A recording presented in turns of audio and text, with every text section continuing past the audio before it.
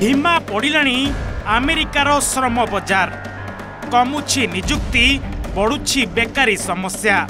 यहाकु देखिले एक प्रकार लागे जे अमेरिकार गरीबीर दिन आरंभ हो जाइछि। यह सीधा सड़क अंगुली निर्देश करिछि अमेरिका राष्ट्रपति डोनाल्ड ट्रंप को। यहाकु नहीं बढ़ी जाइछि ट्रंप को चिंता। भारत समेत विश्व सहित खेलुवा टैरिफ युद्ध में अमेरिकार शोचनीय अवस्था होइछि। यह द्वारा वाणिज्य सांघातिक भाव में प्रभावित हेउछि। अमेरिका उपरे बढ़ुछि अर्थनैतिक बोझ, भुसुड़ीबारे लागिलाणी यार अर्थनीति। अमेरिकार श्रम विभागर ताजा रिपोर्ट अनुसार 2025 मसीह अमेरिकार अर्थनीति रे निजुक्ति वृद्धि ह्रास पाइछि।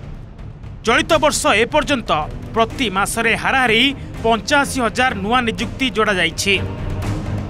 2024 मसीह यह 1,68,000 थिबा बेले 2021 रु 2023 मसीह प्रति मासरे 4 लाख निजुक्ति थिला। एक सर्भेरु जना पड़छि जे अमेरिकार श्रम बाजार थंडा हेउछि एवं निजुक्ति दाता माने बड़ परिमाण रे कर्मचारी को निजुक्ति देउनांती।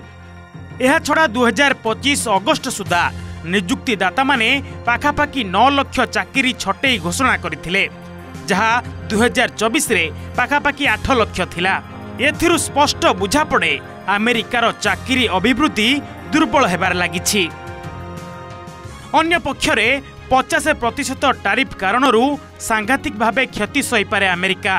कारण भारतरू अनेक मात्रा रे कंचा माल अमेरिका आमदानी करे।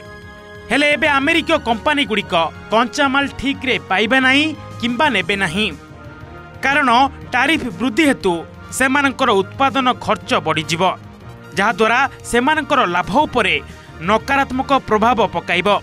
स्थिति एमिति होई पारे अमेरिकार अनेक कंपनी बुड़ी जाई पारे। खाली एतिकी नुहे बरं भारतर प्रतिशोधमूलक टैरिफ अमेरिका रप्तानी उपरे मध्य प्रभाव पकाई पारे। फलरे अमेरिकार कृषक माने भी सांघातिक भाव में प्रभावित होई पारंती। Bureau report, OTV।